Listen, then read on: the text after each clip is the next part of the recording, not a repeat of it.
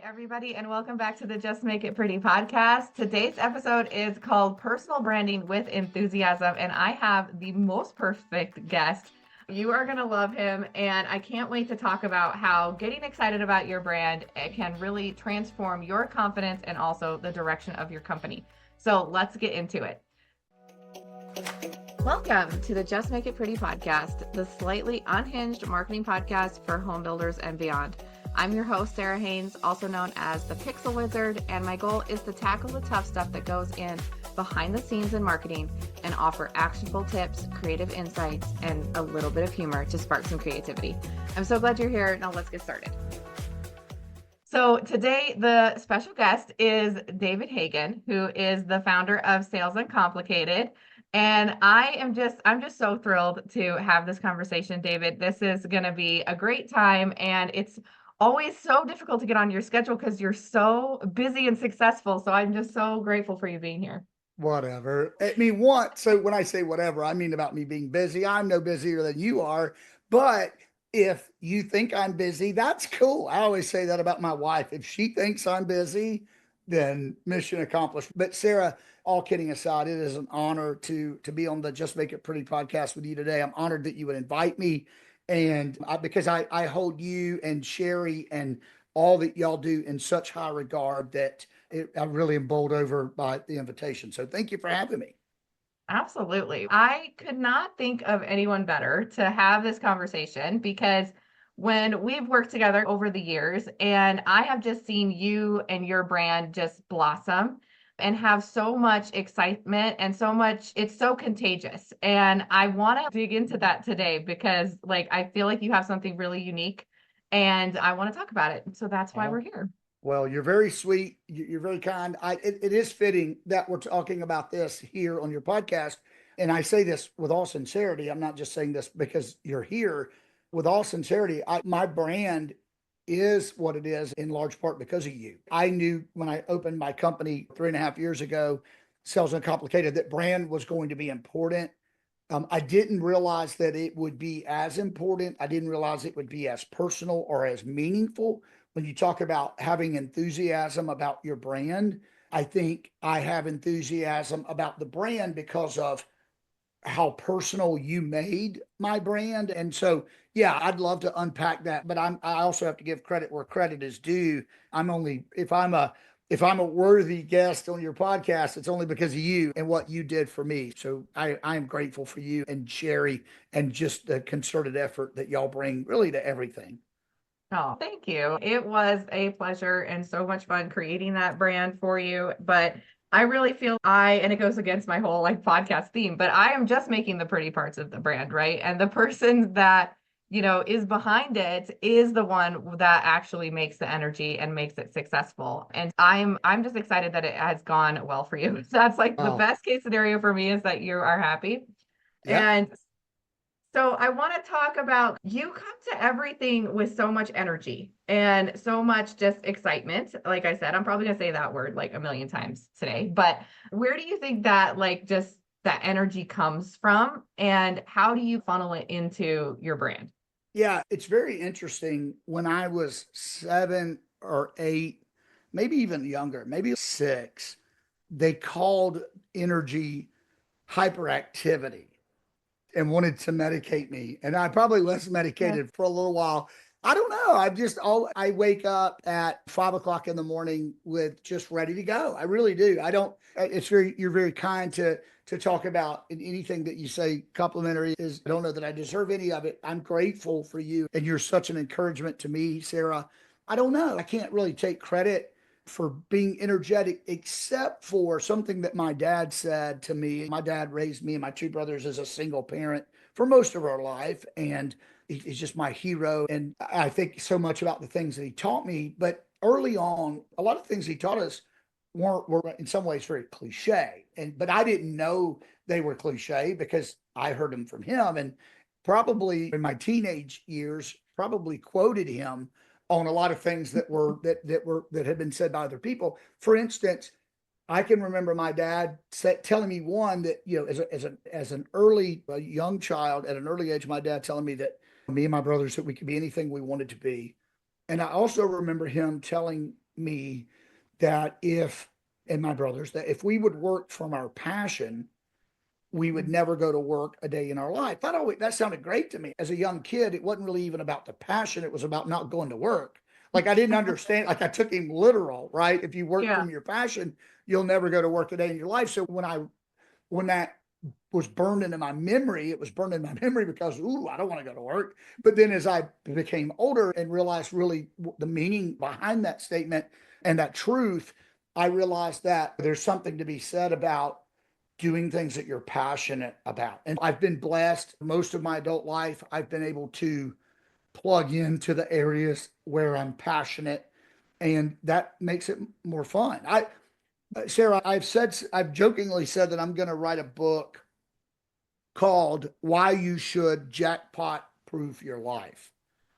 And what I mean by being jackpot proof, Rebecca and I will play the lottery like once every couple of years, only when it's worth it, like only when it's worth $300 million. I laugh that we're not going to waste $2 on a paltry $50 million lottery. But when it's worth $250 million, then we'll get in. And really, we'll spend $10 on tickets. And the $10, really, we've always joked, if we get our $10 back, because we'll go to dinner somewhere, usually the night of the lottery or when we bought tickets, which is usually the night of the drawing, we'll go to dinner and we'll spend an hour at dinner. The conversation that night will be about all the things that we're going to do if we win the jackpot, right? Yeah. And so I started Sales Uncomplicated February 1st, 2022. And so it was in that year, I don't know, 6 months after I started, we were, it was one of those, we were playing the lottery and we were talking about what we were going to do if we won the jackpot. And Rebecca asked me if I would quit my job. It's the first time anybody had asked me that once I started my own company. When I started my company at age 50, it was the first time I've ever worked for myself. I've never worked for myself at any point in my life until then. And so it's the first time I'd ever had this question about, hey, would you quit your job if you won the lottery? And I didn't even really have to think about it. I told her I wouldn't. And she looked at me. She like on one hand, she didn't believe me. She said, you really wouldn't quit. You wouldn't quit doing what you're doing if you won the lottery, if you won $500 million. And I said, maybe I wouldn't. It might look, what I do might look a little different. I might not work 5 days a week. I might not travel a commercial airline, but if I know my heart, I wouldn't quit my job.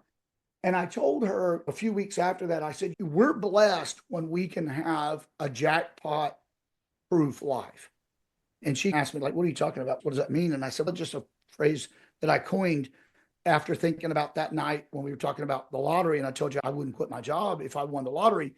Can we get the kind of life that wouldn't change if we won the jackpot? If we won some kind of jackpot, any kind of jackpot, are we doing what we love so much that if some huge sum of money or some other big winnings came into the picture, we wouldn't change what we're doing? And so anyway, and so I think that's why, and that's a long answer to a short question, so I apologize, but I think that's where, if I'm bringing energy, that's where I'm bringing energy. That's why I'm able to bring energy, because I really am doing what I love to do. I really am. That's incredible. No, that's a better answer than I even anticipated, because I think that's the core of why it is so important to you. And every time that I hear a little bit more about your story, or like when we're working together, like I feel like you share little bits of these like personal memories and like things that have happened to you in the past. And that's a big theme in everything that kind of you do. And I think that was something else that we really worked on in your personal brand. Yeah. And I'd love if you can talk about that. Like, how do you pull those inspirations so smoothly and it just flows together and makes this like great story? Yeah. From a brand standpoint, it wasn't like that until you and Sherry entered the picture. So when I started my company, so for those that are listening to this podcast who maybe like me, you probably, if you're an entrepreneur, if you're doing your own thing, you probably have a limited budget. Heck, you could have a 20-year company with multi-million dollar in revenue and still be on a limited budget. We all are. But my budget was so limited. I went from a W-2 job to work, wasn't even 1099. I didn't have any, I didn't have anything for anything. Yeah. If anything, it would be my CD. I was working for my savings. But so my logo was something I created. I went literally, I'm ashamed to say this, Sarah. I went to back in late 2021 when we were preparing everything. I went to a create your own logo site and spent a couple $100 and created a logo, which was a dome logo. Didn't really have a lot to do with it. I was trying to play on the sun. The first three letters of sales and uncomplicated were sun, SUN. And I thought, oh, the sun gives light and the sun helps us to grow. So if you want to grow, it was dumb. Everybody felt that sun was like a crown of thorns. They were like, is this about Jesus and the crucifixion? No, not that I'm ashamed of my faith, but no, it's not supposed to be. It was a terrible logo. And even the font, like everything I did, a website, you remember, gosh, you know better than anybody, the website that I did, one of those $200, whatever, create your own website. And so the brand didn't really have anything to do with me. It was just, I knew I needed a website to point people to, and I felt like I needed some kind of logo. And Sherry Morton, God bless that woman, she was selfish. So I always, the first few months, I thought, she's so amazing. And then I thought, she's so selfish. And I can only say that, Sarah, because I love her to death. Yeah, I really do. Like, she's just, you and her both are just two of the most precious people to me in the world. So Sherry and I and Greg Bray from Blue Tangerine had decided to submit for a presentation for the International Builder Show in 2023. And we did that, I think it was 2023. We did that we did the proposal in early 2022. And Sherry said to me, David, we'd like to help you with your logo. And Sarah, the day that she talked to me, I could tell that she was trying to say something to me that she didn't know how to say. She was like tiptoeing. If you can imagine, those that know Sherry Morton and your partner at Share Drive, she was like tiptoeing. And I'm like, what are you, just come out. Like, you're trying to tell me, just tell me, David, your logo sucks and your website sucks. She probably didn't say it exactly that way, Sarah, but that's the way I heard it. Yeah. And she might have said it that way. It sucks. And can we help you? And she was so generous in just the way she presented your help, both of you, and your time, and you were as well. And when we agreed in late 2022, I guess it was, to revamp the website, the branding, the logo, everything, I'd love to say, I'd love to tell your audience that the brand that we have now was all my idea, and that it was even intentional on my part. All the intentionality was, and I'm happy to talk about this in more detail, but all the intentionality in the brand, though it's tied to me and my story, and I think that's so important, but the intentionality came from you, like you and Sherry, like those conversations. And I think there were even some other people that were on some phone calls with y'all. I feel, again, we can talk about that. I want to answer your question, and I know I'm giving you long answers, but I'm passionate about the brand. I really am. And I'm more passionate about the brand now than I was even then, and more passionate about the brand than I ever really thought I would be. I knew that having a brand was important. And I also know that something that important should have some significance. I think authenticity is a buzzword that we just throw around, and sometimes that has become cliche, but I think people are looking for authenticity. I think in this day and age of artificial intelligence, that there's a place for that which is artificial, but it just makes that which is authentic that much more important. So authentic intelligence and authentic emotional intelligence is as important today as it's ever been, because there is so much artificial intelligence. And I did have this awareness that the brand, anything that we put out there, should be uniquely and wonderfully us as an individual and as a company. But again, the intentionality came from y'all. Thank you. I think that anytime that you're going through a branding process and you're working with a designer, I feel like it's important to share those personal aspects of you. It's also important to share like your vision for your company and where you're wanting to go and what your process is and what you're actually doing in this company, because there's so many things you can take inspiration from. And a really good designer is going to like pull those elements in and give Yeah. me like, what's the secret sauce of your business? And let's put that somehow into this brand. Yeah. And so it's a lot more than just typing out your business name and there you go. So I think that's the part you're weaving in like your professional processes and who you are as a business, but also who you Right. are as a person. Right. And so I think what you've done is you've taken that like those words written out, but you've actually made it like a part of your whole program. And Yeah. I've seen you speak and I've seen some of the things that you do, but it's like the brand is not just a picture, it's not just your name, it's so much more. So Oh, I'd love to hear how yeah. that, like having that logo changed that whole experience for you. Yeah. Thank you for that. And again, and I hope this comes off as sincere as it is when I keep saying this is because of what y'all did. So when we talked about, okay, we're gonna do the branding. If I remember, this was 3 years ago, Sarah. I remember that's where you and I met. So Sherry said, Mhm. okay, we're gonna do this branding. I want you to meet Sarah Haynes. And yeah, and again, I think there were a couple other people that were working with you at the time or working for you. But I remember, so I remember we said, okay, before we do the website, let's get the brand, let's get the colors, let's get whatever font, whatever images, if any, let's do that. And so that was unique because we started out with some interviews and y'all interviewed me. And I think there were multiple interviews. I know there were multiple interviews. Sometimes I think it was you and maybe others, maybe it was just you, sometimes you and Sherry.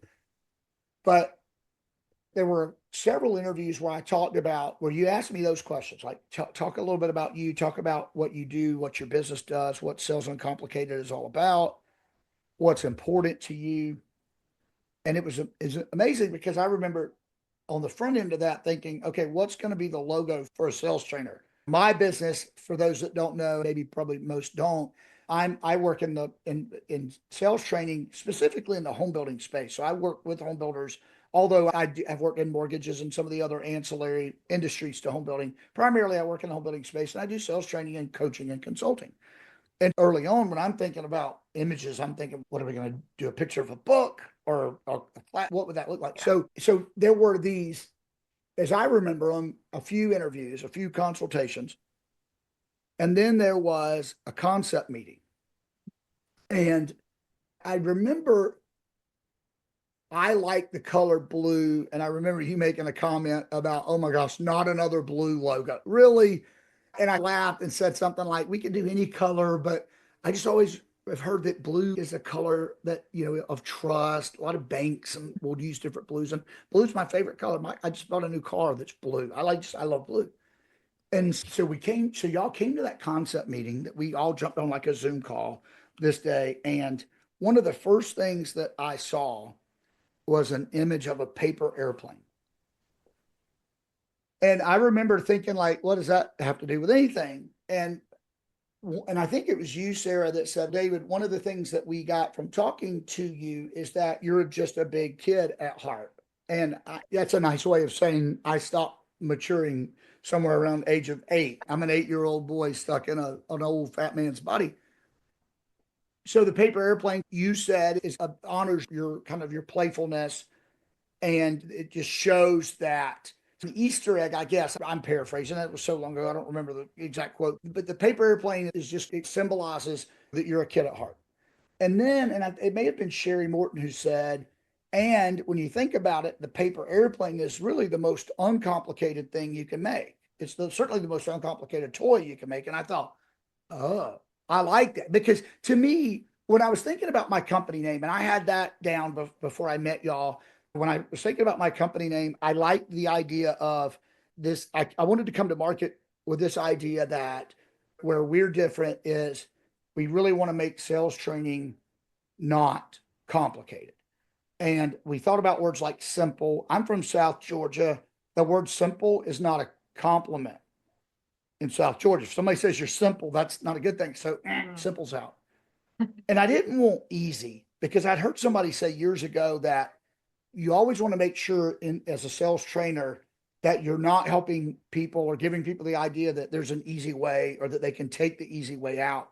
So I landed on, I want it to be uncomplicated because I don't want it's not easy and it's not simple, but it doesn't have to be complicated. And so I love the idea that this paper airplane could symbolize, hey, we're going to have fun with what we do. We're going to be playful. We're going to embrace our childhood and have fun. I actually do an exercise when I do sales training where we will fly a paper airplane. I love the paper airplane. Has become so much an incredible big part of who I am and what we do, because it is playful, it's fun, and it's uncomplicated. And so the way these meetings were going early on, there was something that was said, okay, here's where we see the logo in one way, where the word sales and the word uncomplicated are stacked and they're spelled out horizontally. And I think, Sarah, it was you that said, but we need a round version. And so one of the things I tell people in my training, my dad passed away the year I started my company. My dad raised me as a single parent. My mom left when I was 8. My dad raised me and my twin brother and our older brother, who was 2 years older. So he had this 10-year-old boy and these 2 8-year-old twins, and single-handedly raised us, never remarried, and just is everything to me. Besides my wife and our children and now grandchildren, there's nobody on this earth that means anything to me like my dad does and did. And so he passed away, and we were doing this work right after my dad died. He died unexpectedly in September of 2022. And my dad was in the Navy. All of his brothers were in the Navy. And in fact, my older brother was in the Navy. But when I was a little kid, we didn't have internet. I can remember spending time with my dad going through copies of the Encyclopedia Britannica. We had the whole set. And he would show me things about the Navy, about aircraft carriers. He served on an aircraft carrier for 4 years. And I was fascinated from about the age of 6 with a fighter pilot, wanted to be a fighter pilot long before I ever saw the movie Top Gun.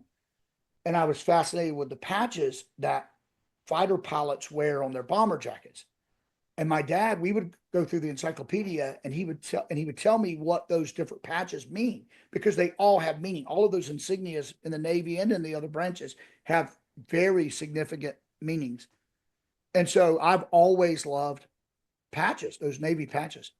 And so this might seem silly to some, but that morning that you brought up that airplane in the round logo, and there was this border around it, and I remember saying to you, Sarah, that looks like a patch from a bomber jacket. You probably thought I was crazy.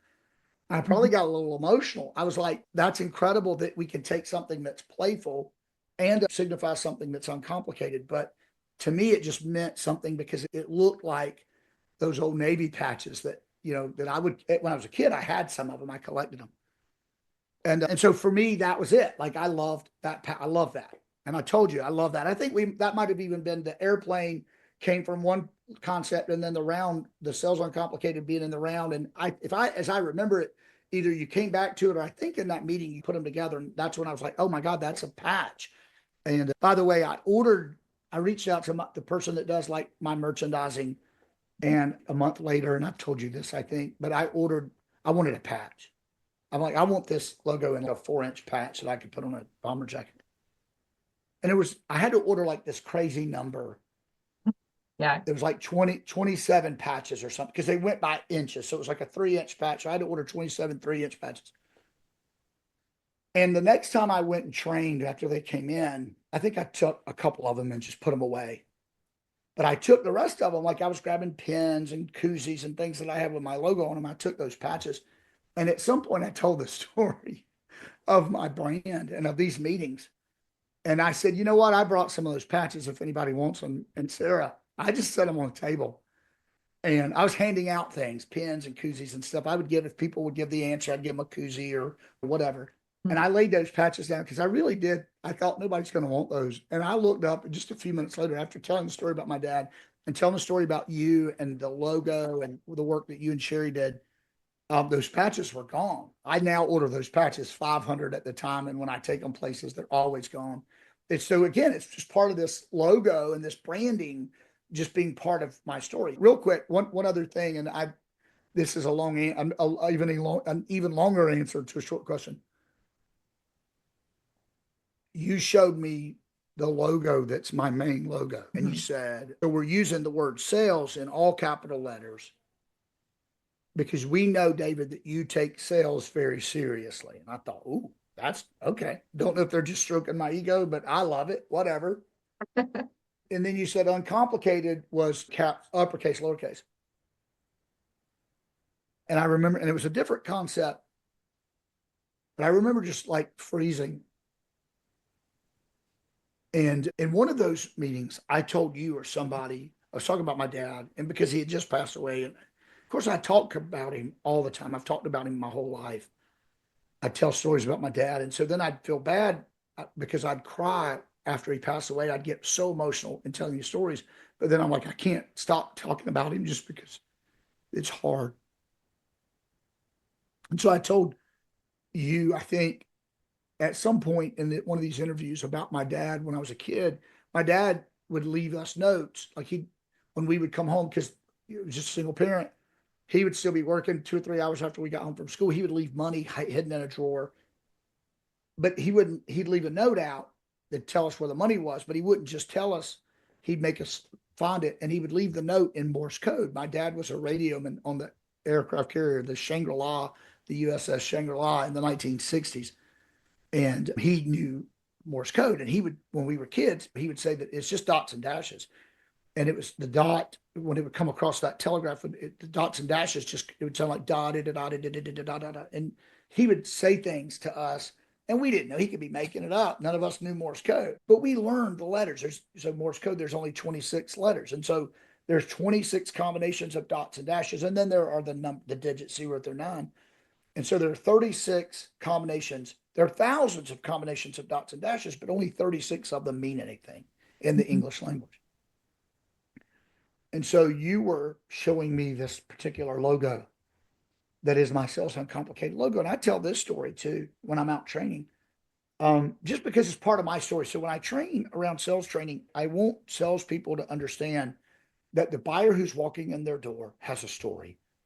And as important as their builder story is, as important as their brand story is, their buyer story is more important.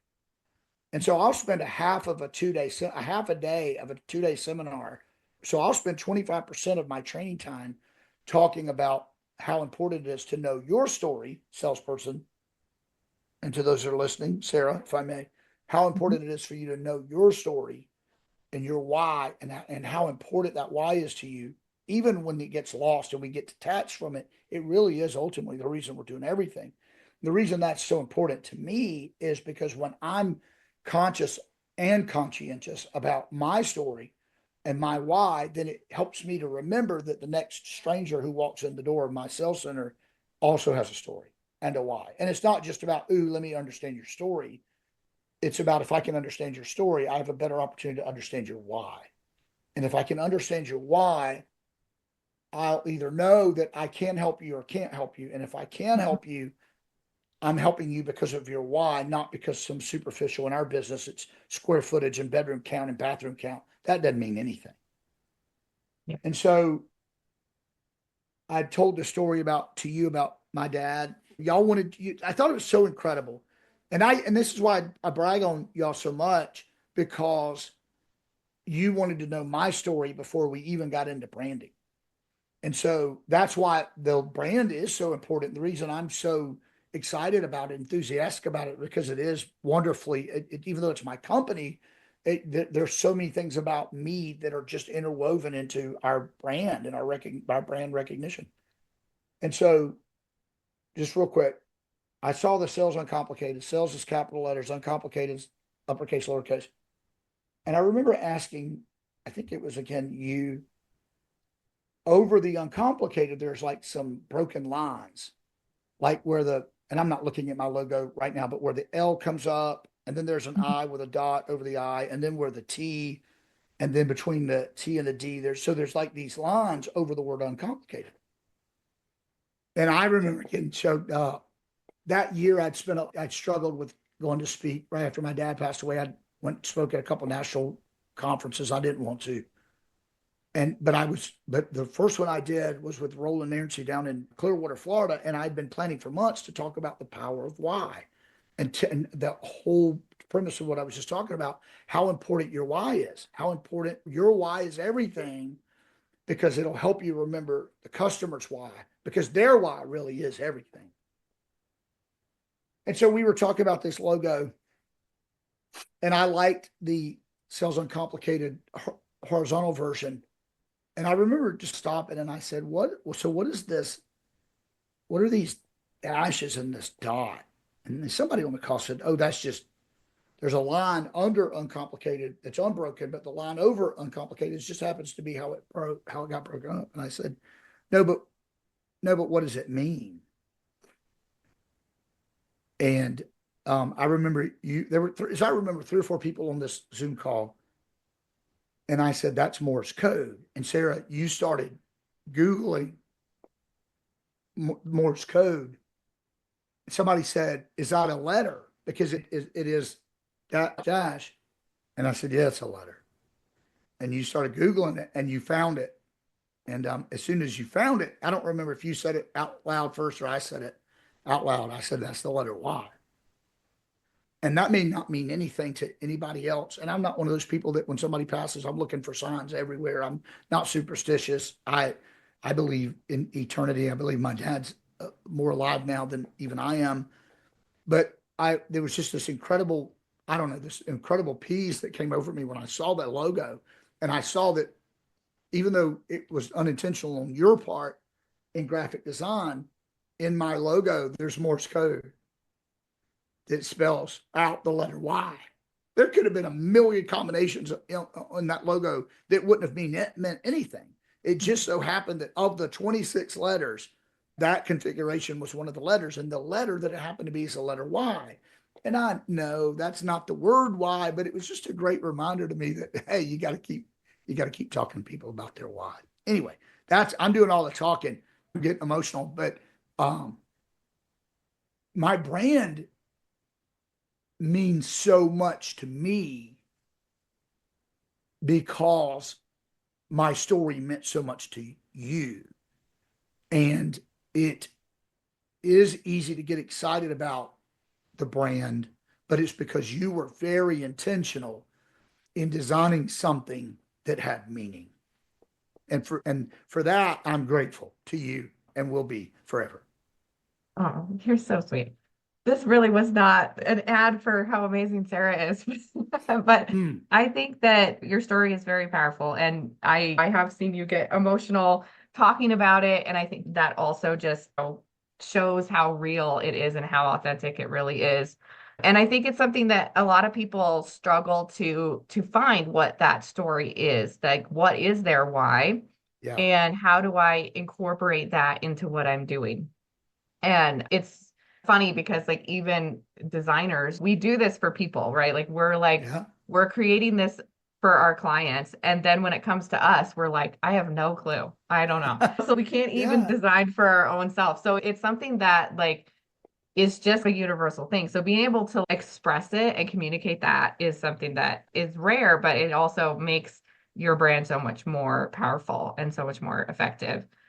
So I Wow. would love to Thank hear you. as we're wrapping up. I don't want to keep you all day, but I want to give you a chance to say, what would you say to someone who's building a brand or trying to find that thing and they want to feel proud of their company, their personal brand, whatever it is? Yeah. What kind of advice would you give them? Yeah. That's an incredible question. I think now having been down this journey, I might have some insight, but only because of having somebody that was very intentional and really good at what they do. And so what I would do, I know some of the mistakes I made is I tried to separate my brand from myself. Even in social media marketing, I have a social media coach now who ironically is a personal brand coach who shared, that there's so much about you. You think about even large companies like Apple, even though Steve Jobs is no longer there, you can't separate Steve Jobs from Apple or Apple from Steve Jobs. Or think about Walmart or Chick-fil-A and Truett Cathy, Sam Walton with Walmart, or so many of these people, they are inextricably linked to their brand. So to think about that, and if you're thinking about your brand, I would say, if just because of what I tried to do, I tried to think about something that was corporate and maybe even something that was detached from me. And I think that was the opposite of what I should have been doing. So I would say, if you're thinking about branding, stop thinking about branding and spend some time. I'm old school, Sarah, because I'm old. take pen and paper and just write out some things about who you are. Just don't think about your brand. Don't think about what you're trying to create.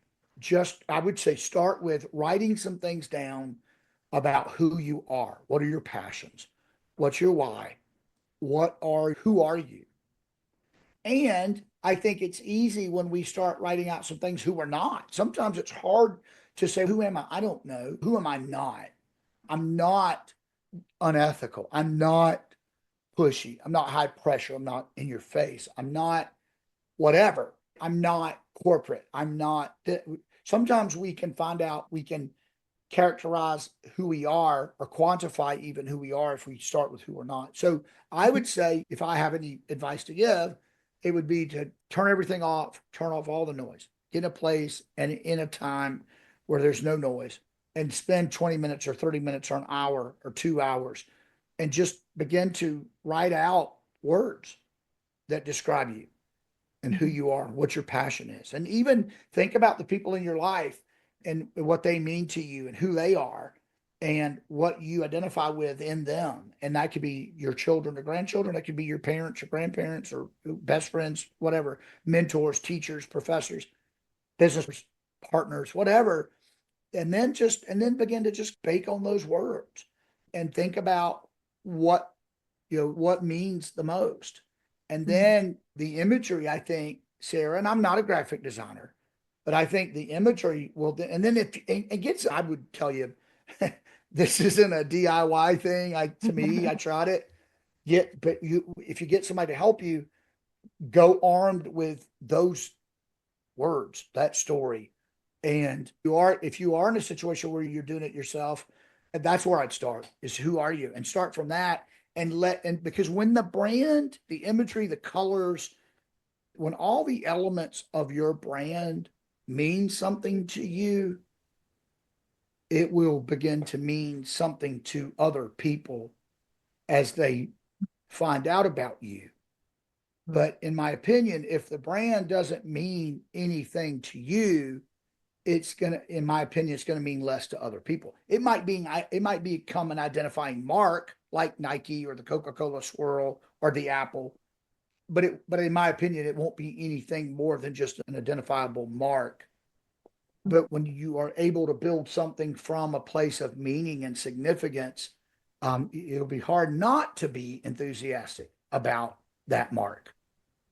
Absolutely. And you can then you're magnetized then to other people who share those same values and those same thoughts. And so now your ideal customer is right there. So you're building your entire brand, your personas, all of it through that process. And it's easier to think about, okay, so these are important to me. What's important to my target customer? There we go. They're aligned. Yeah. Yeah. Because think about this, and I'm a word nerd.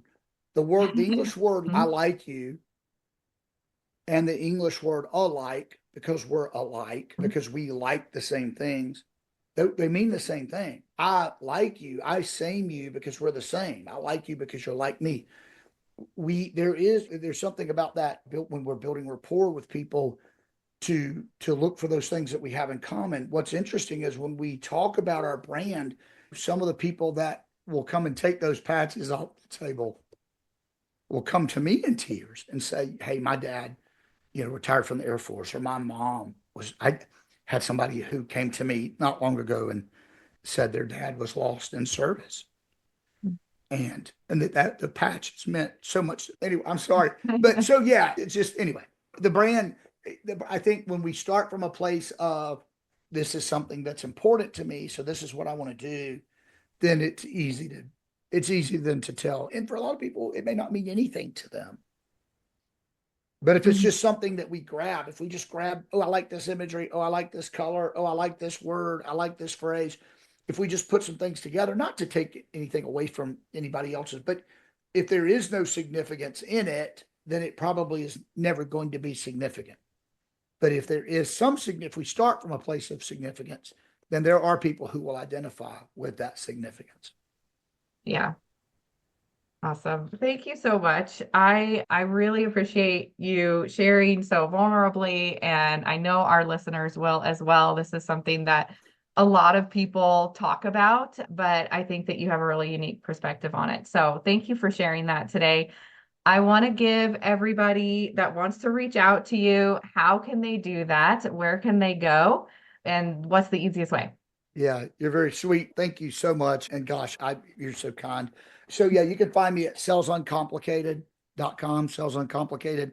And I'm David Hagan. You can find me on all the socials. Is that what the kids say these days? On the socials, Facebook, LinkedIn, Instagram, Sales Uncomplicated, or David M. Hagan is my handle. But just my website, and I'll tell you this, Sarah, and this is still true. I hope that this is never not a thing. If you go to my website, salesuncomplicated.com, and go to the About page, not only will you find my email address, you'll find my one and only cell phone number. I don't have a work cell phone and a personal cell. I just have one cell phone, and I put my number out there so people can call me. And if there's anybody listening that, if I could serve you, I would be honored to serve you in any way. Amazing. And you have a podcast as well. Where can they find your podcast? Yeah, it's not that complicated. And so you can find it anywhere you get your podcast, all the socials, all the places. So we actually have a social page for It's Not That Complicated. And you can find that on our website and any of the places that you get your podcast, you can find it. Again, that's called It's Not That Complicated. So thank you, Sarah, for mentioning that as well. Yes, it's a great name. I love listening to your podcast. Oh, you're very sweet. That was a play on Sales Uncomplicated. And it's so broad, we can talk about anything because the whole It's Not That Complicated really kind of applies to anything. So just making things accessible to people and breaking things out. I'd love to bring people on like yourself to just talk about how to do things that some people don't even know where to start. And it's incredible to hear experts break things down. I learn something every time I do an interview on that podcast. Yeah, that's the fun part of podcasts. I learn every time I do an episode too. Yeah. So thank Very you. cool.